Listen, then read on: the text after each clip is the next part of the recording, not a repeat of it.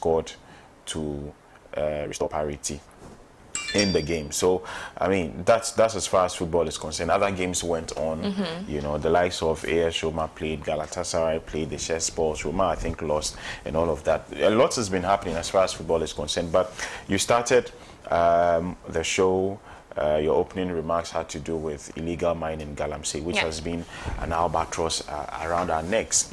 And we cannot, I don't know how else we have to say it for the people who are the helm to listen to us or to hear us or to come to the realization that this is something that is causing, if not already, it is already, I think it's already causing an existential threat to the Ghanaian people. There have been estimates that it's going to take several hundreds of years, about 200 years, 300 years, for us to, for our environment to be restored to what it was. And so the more devastation we cause, the more repercussions we are going to face in that regard. And I mean, I saw a post on Facebook yesterday by Gary Al Smith, who is a journalist with Joy News. He made a post which I feel resonates with me, and I understand. I'd want to believe it resonates with the Ghanaian people as well. So, you know, Ghana had been banned from playing international matches on our pitches. Not banned per se, but we didn't qualify. Our pitches didn't qualify to host football games, and it was the first time we ever had such a thing in Ghana's 67 years of existence since we gained independence.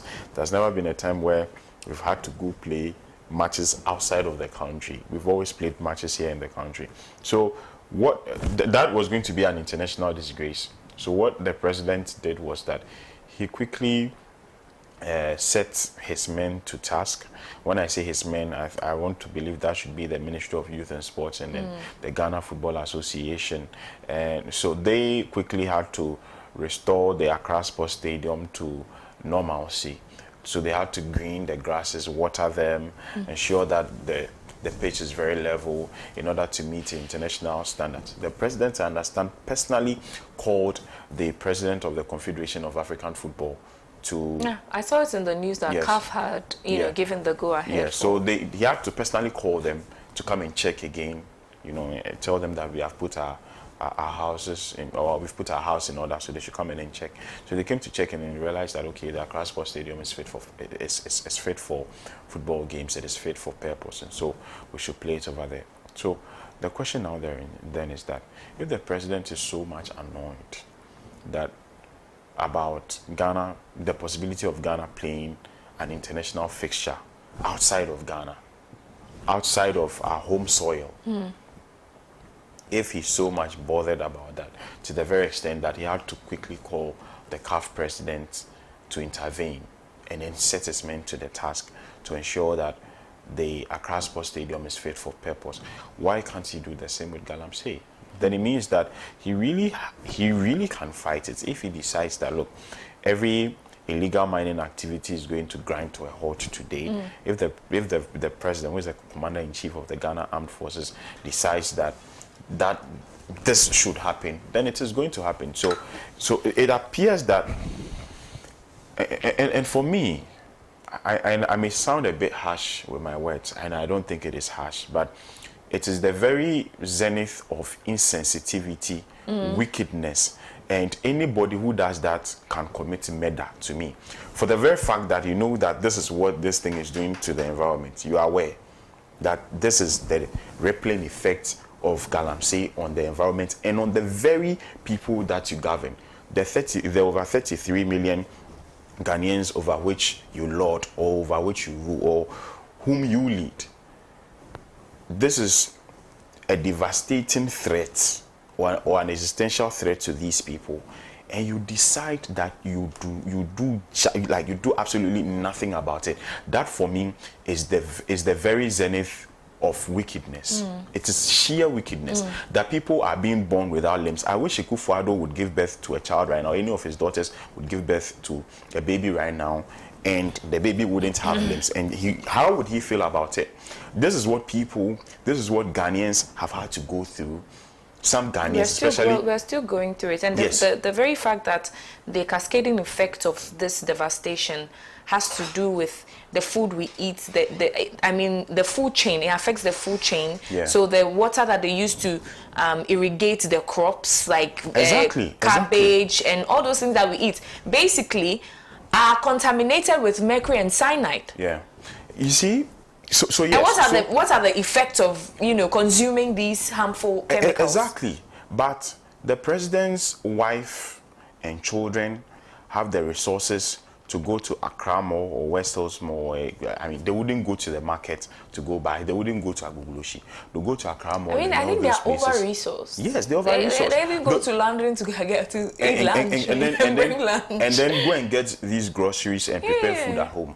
So they feel that they are not directly affected. So that is why the president will sit there unperturbed, unconcerned about the Galamsey situation. That is wickedness. That is sheer wickedness for me.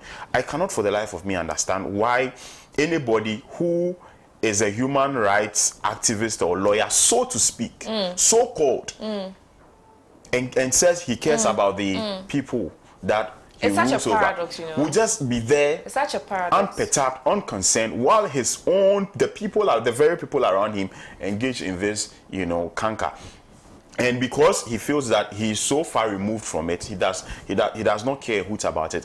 For me, I'm very disappointed. I mean, I'm very intrigued by the post that you just shared with regards to how hastily he responded to Ghana football not being, accommodated on the soil. Yeah. And made provision for that, set his men to put that in order. And the very thing that is destroying our nation, the very thing that is devastating us, the very thing that is bringing our nation almost to ruin, has been flagrantly disregarded. Because of what? Well, but it is sad. Like, if it's like we are just talking in vain. It's like we are just talking to no effect. You see, it's become, I don't know what kind of democracy we are practicing right now in this country. And the most painful part is that when people decide to protest against it, you arrest them. I do not understand how more wicked a human being can be. There's something destroying the environment. People have decided to speak about it. You say, why are they speaking about it? You deny them bail over an offense which is bailable anyway. I mean, even every criminal offense, even murder, the criminal code is a bailable offense. Even murder is a bailable offense. Even murder is a bailable offense, thanks to lawyer Martin Pebu. Yes. It is so people protest, and you feel that okay, what they have done is an affront to the peace, and you quickly expeditious justice with your Moko court, line all of them up, remand all of them for 2 weeks. And you see, this is like a rehearsed form of justice, because I don't understand why different courts with different judges sitting on different on the same case would decide that let me remand everybody for 2 weeks. This court in Abelemkpe remands you for 2 weeks with a different judge. Another court in Baulishi remands another. I mean, it's so glaringly obvious. It's so glaringly obvious, and I'm so disappointed. I'm very disappointed. I don't know if this government is doing this or being silent on Galamsey just not to lose votes. I mean, whatever you do, the majority are at risk. The majority see what you are doing. So if you're thinking about losing votes, then I'm sorry, but then it's I mean, I don't even have, when it comes to Galamsey, I'm just so sentimental and, frustrated. I don't get the right words. It's sad. It's sad. It's really sad. It's really sad. It's really sad. So that's why later today, we'll also join the Free the Citizens demonstration. Yeah. It's a good call. We feel that this is something that we also need to participate in. Every Ghanaian. And we are not going as media men. No. We are going as citizens of Ghana. We are going as people who are, we are not going to be interviewing people and asking them questions. No. This time around, we would also have the opportunity to share our thoughts on this very issue. It's a sad one. It's a really sad one. And for me, I have not been more disappointed in my life than what I'm seeing currently as far as governance is concerned. Like, it is ridiculous. And it beggars believe how the presidents will have, you know, international events and go give solutions to the international community. Yes. While we are in the trenches. It's been going for events on events that have got to do with the protection of the environment and global warming and all of that. These are all contributing factors. Go to our oceans. Go and look at our shores. Apparently, the president holds a position within the UN. And is this what the UN prospect looks like? Yeah, it's a sad one. Ghana is not part of the universe. It's a really sad one. It's a very, very sad one. I don't know. To say that I'm disappointed is an understatement. But let's now look at the front pages of the newspapers. I'm sure Ohima has the insights. Well, let's do the inside newspaper. And see who I'm seeing. The President of the Republic of Ghana. Anyway, sir, we are not happy with you at all. And we are not even mincing words or, you know, trying to stage anything. But we are just not happy. It's either you respond to us or the civil unrest will continue. But then the inside newspaper is one of the very best out there for just 4 Ghana cedis. Grab a copy or get yourself updated on the inside newsonline.com. The banner headline says economic hardships, ex-minister dissents on government over increase in utility tariffs. Also uncovered how Israeli military firm is protecting Dr. DR Congo. But people actually call them Dr. Congo. Dr. Congo. Yeah. DR Congo's Chisekedi. Also, VRA senior staff warned government over attempts to dismember the power authority. Adentan Chief Imam congratulates Dr. Tamim on his appointment as Mufti of Adenta. And finally, Scalesman Jr. Tornado urges support for Abamat FC and Tissue United Beach Soccer Premier Division. These are stories trending on today's edition of the Inside newspaper. Let's move on to the Daily Guide newspaper. It says that GHS records Mpox. This is not good for Ghana at all. Mpox has found its way to this country within the territories, and it's not a good. It's not good for us. It's not good. It's not good at all. And so we should be very careful out there. You should be mindful of the distancing. I think the COVID-19 precautionary measures should still be in place, and you should be very cautious of who you touch, where you're at, you know, the rubbing, the skin to skin, the body fluids, all those things. Very, very, very, very mindful of. Other stories say that Ghana completes Eurobond debt exchange. Also, Nana mocks Mahama over number 8. And Lumo Osekan Benuku II restrained. Ajay Mensa Kosa gifts 50 motorbikes to Bono NPP. Today's edition of the Daily Guide. Let's do the daily graphic. It says motorway street lights vanish. How? How did the street light vanish? Where did they go to? What country do we even live in? Street lights for the safety of motorists and pedestrians. You people have taken it to where? For what? Well, KNUST, UEW, also University of Ghana Business School for Tertiary Business Sense challenge final. Blame prosecutors for delayed Galamsey cases, says Chief Justice. ADB wins big at CIMG customer satisfaction event. And here are stories on the front page of today's edition of the Daily Graphic. Moving on to the Daily Analyst, they say without fear and favor, FAJ welcome AU action to protect journalists. Also, anti-Galamsey demo. Protesters drag IGP AG to court over human rights violations. Destroy Galamsey, not our future. Customer Satisfaction Index report launch. ADB wins big at CIMG. Monkeypox, 230 recorded in 88 districts. 230, which is not a good situation here in Ghana. Yeah, these are stories and many others trending on the front page of today's edition of the Daily Analyst.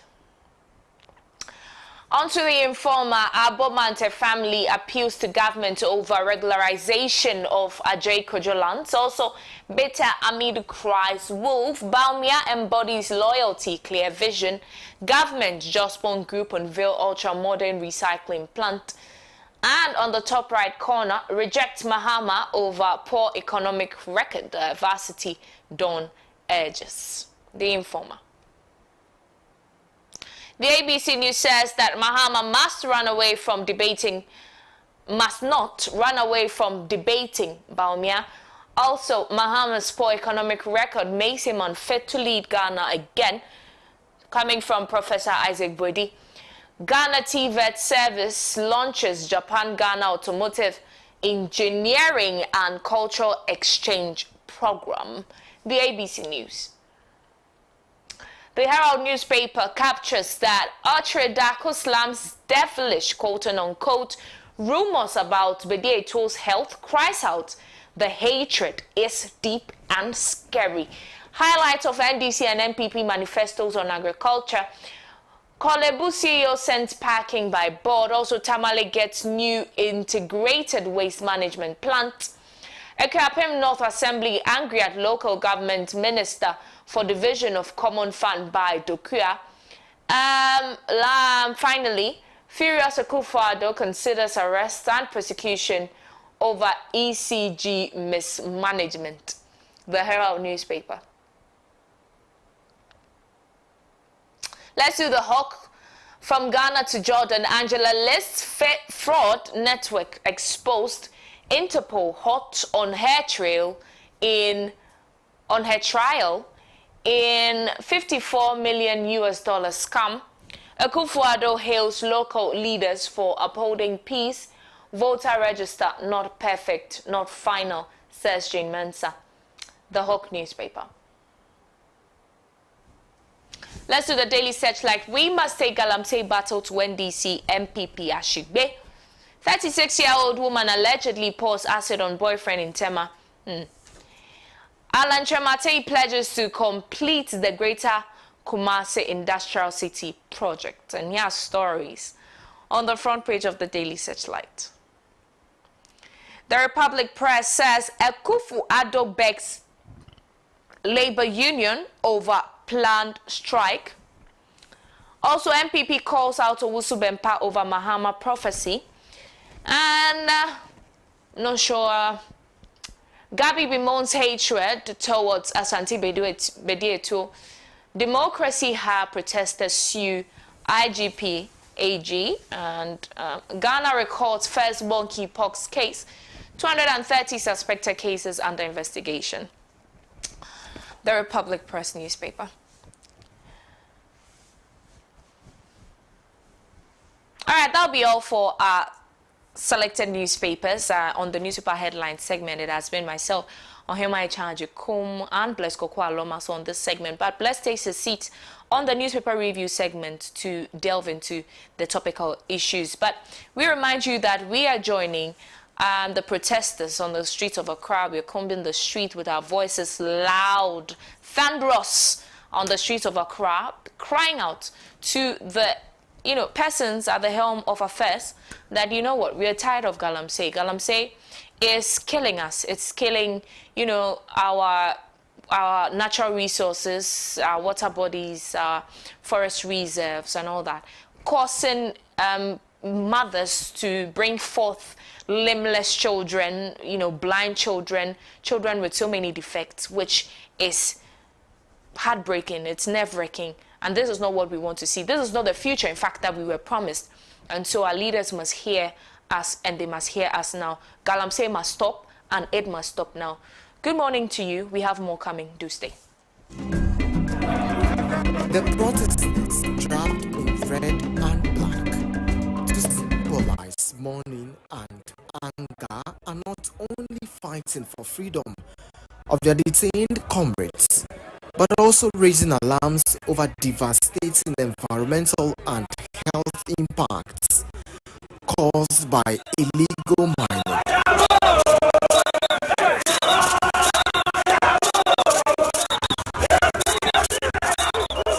As the protest swept through the heart of Accra, participants brandished bottles filled with milky, contaminated water drawn from the Pra and Brim rivers, two of Ghana's largest water sources. Are you happy with this? See, I'm telling you, this is far serious than you think it is. It is far serious than you think it is.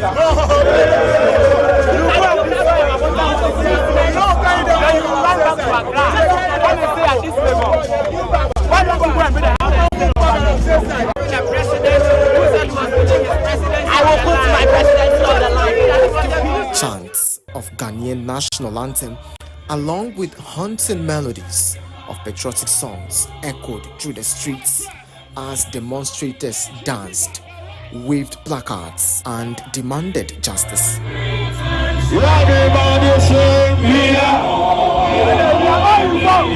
is the first day of the protest, and so far so good.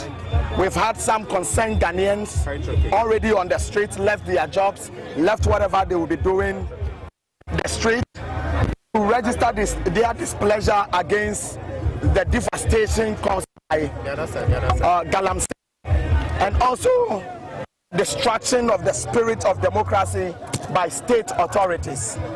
Now, today, what we intend doing is to serve a petition to the Attorney General's office, or to petition the Attorney General.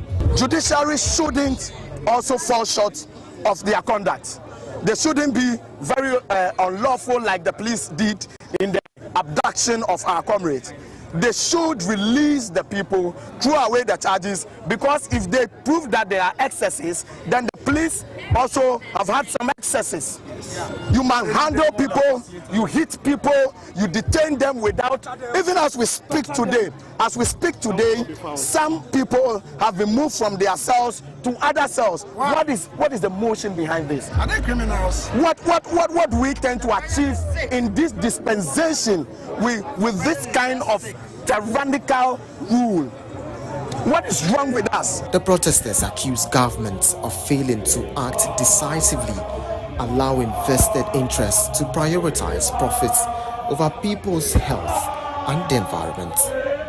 Adding to the sense of urgency, Ghana's Labour Union have declared a nationwide strike set to begin on October 10 in solidarity with the protesters and to pressure authorities into taking swift action. The Free the Citizen protest is a 3-day action with petitions to be presented to the Office of the Attorney General and a vigil to climax the protest on October 5. Stanley Koblako for Pan African News.